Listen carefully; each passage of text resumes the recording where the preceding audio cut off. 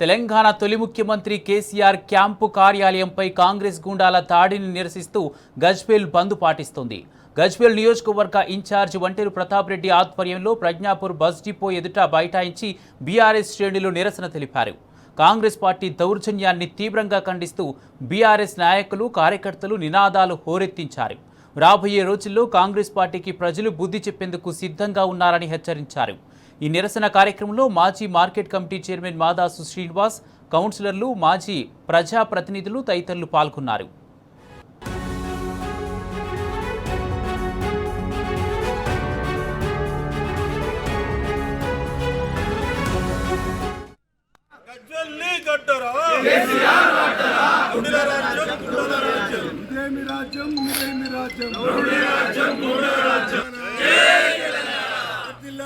కేసీఆర్ గారి నాయకత్వం, హరీష్ అన్న నాయకత్వం. తెలంగాణ తొలి ముఖ్యమంత్రి కేసీఆర్ క్యాంపు కార్యాలయంపై కాంగ్రెస్ గుండాల దాడిని నిరసిస్తూ గజ్వేల్లో బంద్ పాటిస్తోంది. ఇదే అంశానికి సంబంధించి పూర్తి అప్డేట్స్ మా ప్రతినిధి రంగాచారి లైవ్ ద్వారా సిద్దిపేట నుంచి అందజేస్తారు. రంగాచారి, ఈరోజు గజ్వేల్లో బీఆర్ఎస్ నిరసనకు సంబంధించి పూర్తి అప్డేట్స్ ఏంటి? యాకుమార్, ముఖ్యంగా 2 రోజుల క్రితం గజ్వేల్ పట్టణంలో మాజీ సీఎం, స్థానిక ఎమ్మెల్యే అయినటువంటి కేసీఆర్ క్యాంపు కార్యాలయంపై కాంగ్రెస్ పార్టీకి సంబంధించిన గూండాలు దౌర్జన్యం చేసి దాడి చేసిన నేపథ్యంలో ఇక్కడ బీఆర్ఎస్ పార్టీ శ్రేణులంతా కూడా 2 రోజులుగా పెద్ద ఎత్తున ఆందోళన నిర్వహిస్తున్నటువంటి పరిస్థితి నెలకొని ఉన్నది. ఈరోజు గజ్వేల్ బంద్కు పిలుపునిచ్చిన నేపథ్యంలో ఉదయం 6 గంటల నుంచే పెద్ద ఎత్తున బీఆర్ఎస్ పార్టీకి సంబంధించిన నాయకులు, స్థానిక పార్టీ ఇన్ఛార్జిగా ఉన్నటువంటి మాజీ ఎఫ్డీసీ చైర్మన్ వంటేరు ప్రతాప్ రెడ్డి నేతృత్వంలో పెద్ద ఎత్తున ఆందోళన నిర్వహిస్తూ ఉన్నారు, బంద్ కూడా నిర్వహిస్తున్నారు. ప్రజలంతా కూడా ఈరోజు స్వచ్ఛందంగా ఈ బంద్లో పాల్గొంటూ ఉన్నారు. ఉదయం నుంచి ఏ ఒక్క షాపు కానీ, ఏ ఒక్క దుకాణం కానీ, చిన్న టీ కొట్టు కానీ తెరవనటువంటి పరిస్థితి ఇవాళ గజ్వేల్లో కనిపిస్తున్నటువంటి పరిస్థితి ఉంది. పెద్ద ఎత్తున వందలాదిగా తరలి వచ్చినటువంటి బీఆర్ఎస్ పార్టీ నాయకులు, కార్యకర్తలు, ప్రజలు బంద్లో పాల్గొనాలని చెప్పి కోరుతూ వాళ్ళంతా కూడా ర్యాలీలు నిర్వహిస్తూ ఉన్నారు. బస్ డిపో ఎదుట బైఠాయించి ఆందోళన కూడా నిర్వహించారు. బస్సు స్టాండ్ ఎదుట కూడా బైఠాయించి ఆందోళన నిర్వహించినటువంటి పరిస్థితి నెలకొన్నది. గజ్వేల్లో పెద్ద ఎత్తున ప్రశాంతంగా బంద్ కొనసాగుతుంది. ప్రస్తుతం మనం ఈ బంద్ నిర్వహిస్తున్నటువంటి, బంద్కు నాయకత్వం వహిస్తున్నటువంటి నాయకుడు వంటేరు ప్రతాప్ రెడ్డి గారితో ఒకసారి మాట్లాడదాం. చెప్పండి ప్రతాప్ రెడ్డి గారు, అసలు కాంగ్రెస్ పార్టీ నాయకులు ఎందుకు ఇట్లాంటి పనులు చేస్తున్నారు మీరు అనుకుంటున్నారు? ఏం జరుగుతుంది అసలు? కాంగ్రెస్ పార్టీ గజ్వేల్ నియోజకవర్గంలో స్థానికంగా సర్పంచులన్నీ ఓడిపోయినరు. నర్సారెడ్డి గారి సొంత గ్రామంలో ఓడిపోయినరు, వాళ్ళ అత్తగారు ఇంటి దగ్గర కూడా ఓడిపోయినరు. మొన్న జరిగినటువంటి మున్సిపాలిటీ ఎలక్షన్లో గజ్వేల్ మున్సిపాలిటీలో ఓడిపోయినరు, తూప్రాన్లో ఓడిపోయినరు. అంటే వాళ్ళ పార్టీ నాయకత్వం దగ్గర మైనస్ అయిపోయింది. అంటే రేవంత్ రెడ్డి దగ్గర కావచ్చు, మహేష్ గౌడ్ దగ్గర కావచ్చు, మైనస్ అయిపోయింది.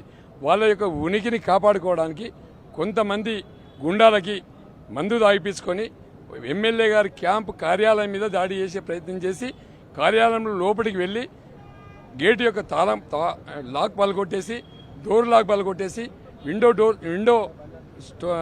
గ్లాసెస్ పగలగొట్టి లోపలికి పోయి ఫోటో పెట్టిండ్రు. దాని పక్కనే పోలీస్ స్టేషన్ ఉంది. మరి మా ఎమ్మెల్యే క్యాంప్ ఆఫీస్కి 200 మీటర్ల దూరంలో పోలీస్ స్టేషన్, ఎస్హెచ్ఓ బిల్డింగ్ ఉంది. మరి వాళ్ళు పోలీస్కి ఇంటెలిజెన్స్ రిపోర్ట్ లేదా, పోలీసు వాళ్ళ వైఫల్యమా, పోలీసు వాళ్ళే మద్దతు ఇచ్చి మరి మా క్యాంప్ ఆఫీసులో ఫోటో పెట్టించిందా? రేవంత్ రెడ్డి గారి హస్తం దీని వెనకాల ఉన్నది అని చెప్పి మేము గట్టిగా చెప్తున్నాం. రేవంత్ రెడ్డి గారు ఇట్లాంటి గుండాయిజానికి ఎవరు భయపడరు, ఇట్లాంటి బట్టెవాజు పనులకు ఎవరు భయపడరు. మీరు ప్రజాస్వామ్యబద్ధంగా మీ ప్రభుత్వం అధికారంలో ఉంది. దాదాపుగా 26 మాసాలు 27 మాసాలు మీరు అధికారంలో ఉన్నారు. కానీ ఈ గజ్వేల్ నియోజకవర్గంలో చేసినటువంటి అభివృద్ధి శూన్యం. గతంలో మా కేసీఆర్ గారు 185 కోట్ల రూపాయలు శాంక్షన్ ఇచ్చిండ్రు, ప్రొసీడింగ్స్ ఇచ్చిండ్రు, పెండింగ్ వర్కులు ఉన్నాయి. దాదాపు ఆ పెండింగ్ వర్కులన్నీ పూర్తి చేసుకోవాల్సినటువంటి అవసరం ఉండే. మీరు ముఖ్యమంత్రి కాగానే గజ్వేల్లో ఉన్నటువంటి మొత్తం వర్కులను కూడా క్యాన్సల్ చేసేసి పెండింగ్ వర్కులన్నీ పెండింగ్లో పెట్టిండ్రు. దాంతోపాటు మన ఇరిగేషన్ సిఈ బిల్డింగ్ ఉండే ఈఎన్సీ ఆఫీస్ ఉండి ఇక్కడ ఈఎన్సీ ఆఫీస్ కూడా ఇక్కడ నుంచి ఎత్తివేసిండ్రు. ఇలా మల్లన్న సాగర్ను పక్కన పెట్టిండ్రు, మల్లన్న సాగర్ కింద కెనాల్ని పక్క పెట్టిండ్రు, అదే కొండపోచమ్మ సాగర్ కింద కెనాల్స్ పక్క పెట్టిండ్రు, బ్యాలెన్స్ వర్క్లన్నీ పక్కన పెట్టేసిండ్రు. ఇవన్నింటి మీద మేము రోజు పోరాటం చేస్తున్నాం. మేము రోజు ఇప్పుడున్నటువంటి ప్రభుత్వాన్ని, ఇప్పుడు వచ్చే మంత్రుల్ని, ఇప్పుడున్నటువంటి ముఖ్యమంత్రి గారిని మేము డైలీ ఏదో రకంగా ప్రజలలో ఉండి మాట్లాడుతున్నాం. రైతులకు 24 గంటలు కరెంట్ ఇవ్వమంటున్నాం. తప్పేంటి? మీరు ఇస్తున్నారు 24 గంటలు కరెంట్ అన్నారు, 12 గంటలు కూడా కరెంట్ వస్తలేదు. రైతుల కోసం అడుగుతున్నాం. అదేవిధంగా మహిళలకు 2,500 రూపాయలు ఇస్తున్నారు, వాటి కోసం అడుగుతున్నాం. అదేవిధంగా వృద్ధాప్య పింఛన్ 4,000 రూపాయలు ఇస్తున్నారు, వాటి కోసం అడుగుతున్నాం. అదేవిధంగా మీరు రైతు బంధు 15,000 రూపాయలు ఇస్తామన్నారు, వాటి కోసం అడుగుతున్నాం. అదేవిధంగా కౌలు రైతుకు మీరు 15,000 రూపాయలు ఇస్తా అన్నారు, రైతు కూలికి డబ్బులు ఇస్తా అన్నారు, ఆటో రిక్షా వాళ్ళకి డబ్బులు ఇస్తా అన్నారు, మహిళలకి స్కూటీలు ఇస్తా అన్నారు. ఇట్లా చాలా హామీలు ఇచ్చిండ్రు. వాటి కోసం మేము అడుగుతున్నాం. ఇలా ప్రజాపాలన కింద మీరు గ్రామాలలో 99 రోజుల ప్రోగ్రాం పెట్టుకుండ్రు. ఇలా గ్రామ సభలు ఏర్పాటు చేస్తుండ్రు. గ్రామ సభలలో ఎమ్మెల్యేలు పోతలేరు, మంత్రులు పోతలేరు, ముఖ్యమంత్రి పోతలేడు, అధికారులు పోతే అక్కడ ప్రజలు చీకొడుతున్నారు. దాన్ని డైవర్ట్ చేయడానికే రేవంత్ రెడ్డి గారు మా ఎమ్మెల్యే క్యాంప్ కార్యాలయం మీద కేసీఆర్ మీద దాడి చేయించినటువంటి విషయం.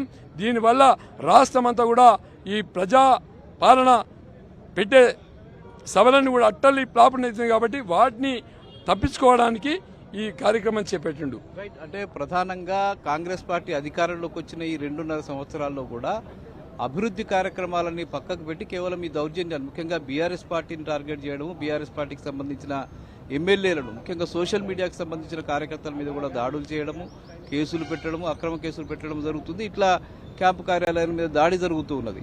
అంటే ఇదంతా ఎందుకు చేస్తున్నారు వాళ్ళు? ఇదంతా వాళ్ళ ఉనికిని కాపాడుకోవడానికి, వాళ్ళు ఇచ్చినటువంటి హామీలన్నీ కూడా డైవర్ట్ చేసుకోవడానికి ఇలా రాష్ట్రంలో కేసీఆర్ గారి మీద సిట్టు వేశారు. మరి మన హరీష్ రావు గారి మీద ఫోన్ ట్యాపింగ్ కేసు పెట్టారు. మా కేటీఆర్ మీద ఈ కార్ రేస్ కేసు పెట్టారు, అది ఏసీబీకి ఇచ్చారు. మరి ఎండ కూడా వాళ్ళు 2.5 సంవత్సరాల కాలంలో ఎక్కడ కూడా చీమంతా కూడా వీళ్ళు తప్పు చేసినట్టు దొరకలే, వీళ్ళు అవినీతి చేసినట్టు లేదు, వీళ్ళు దుర్వినియోగం చేసినట్టు లేదు. దాన్ని ఏదో రకంగా ఈ 2.5 సంవత్సరాలు చేసిన అభివృద్ధి శూన్యం. రాష్ట్రం హైదరాబాద్లో ఏమైనా చేసిందా? చేయలేదు. తెలంగాణ ప్రాంతంలో గ్రామాలలో ఏమైనా చేసిందా? చేయలేదు. ఓ రిజర్వాయర్ కట్టిండ్రా, ఓ కెనాల్ తవ్విండ్రా, ఓ ఇండస్ట్రీ చేసిండ్రా? ఏం చేసిండ్రు? ఏమీ చేయలేదు. డైవర్ట్ పాలిటిక్స్ చేస్తూ ఉన్నారు. దాన్ని ఇలా ప్రజలంతా కూడా గమనిస్తుండ్రు. ఏ గ్రామానికి వెళ్ళినా, ఏ ఇంటికి వెళ్ళినా కూడా మళ్ళీ కేసీఆర్ కావాలి, మళ్ళీ కేసీఆర్ ఉంటేనే బాగుంటుందని చెప్పి స్పష్టంగా మాట్లాడుతుండ్రు. కేసీఆర్ గారు ఉన్నప్పుడు అన్ని విధాల రైతులు బాగుపడ్డారు, వ్యాపారవేత్తలు బాగుపడ్డారు, హైదరాబాద్ బాగుపడ్డది. మరి పల్లెటూళ్ళలో అయితే లారీల కొద్దీ, ట్రక్కుల కొద్దీ ధాన్యం పండించినటువంటి విషయం తెలుసు. మన దగ్గర మల్లన్న సాగరు, ఒక కొండపోచమ్మ సాగరు, ఒక రంగనాయకుల సాగరు, సిద్దిపేట జిల్లాలో బ్రహ్మాండంగా ఇరిగేషన్ డెవలప్ చేసుకున్నాం, బ్రహ్మాండంగా ఈ ప్రాంతాన్ని అభివృద్ధి చేసుకున్నాం, బ్రహ్మాండంగా ఇండస్ట్రియల్ పార్కులు ఏర్పాటు చేసుకున్నాం, మరి ఇక్కడ ఎంప్లాయ్మెంట్ క్రియేట్ చేసుకున్నాం. ఇవన్నీ కూడా జీర్ణించుకోలేకపోతున్నారు కాంగ్రెస్ పార్టీ నాయకులు.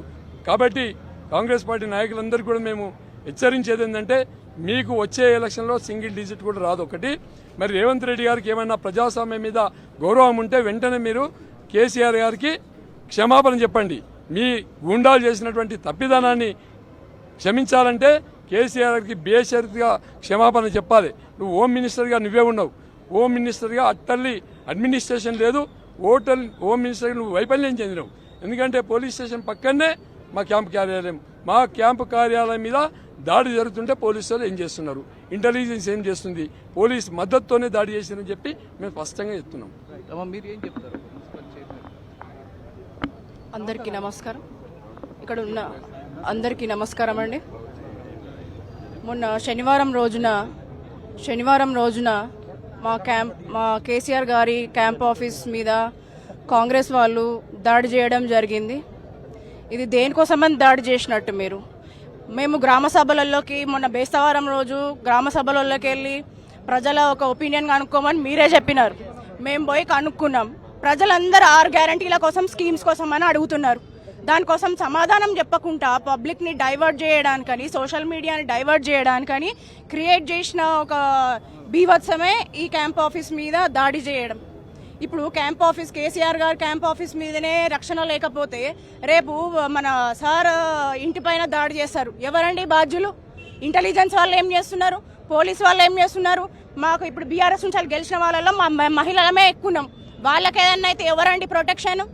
ఇప్పుడు ఎవరు రెస్పాండ్ కాకుండా ఎట్లాంటి స్పందన లేకుండా మేము చేసింది కరెక్ట్. వాళ్ళే రిలీజ్ చేసిండండి వీడియోస్ అన్ని ధ్వంసం చేసుకుంటా, అద్దాలు వాళ్ళకి కొట్టుకుంటా, కేసీఆర్ ఫోటో తీసేసి అది పెట్టుకుంటా, ఫర్నిచర్ అంతా పాడు చేసుకుంటా వాళ్ళే రిలీజ్ చేశారు ఫొటోస్. మేము కాదు ఫస్ట్ వైరల్ చేసింది, వాళ్ళే వైరల్ చేశారు.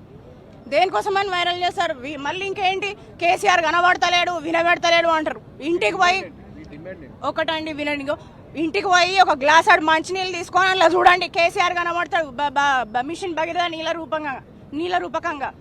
కొండపోచమ్మ అంటే, మల్లన్న సాగర్ అంటే, రంగనాయక్ సాగర్ అంటే, వాగులై వంకలై ఇప్పుడు ఎండాకాలంలో కూడా మనకి పంటలు పచ్చగా కనబడుతున్నాయి, సస్యశ్యామలంగా కనబడుతున్నాయి. అందులో చూడండి కేసీఆర్ కనబడతాడు.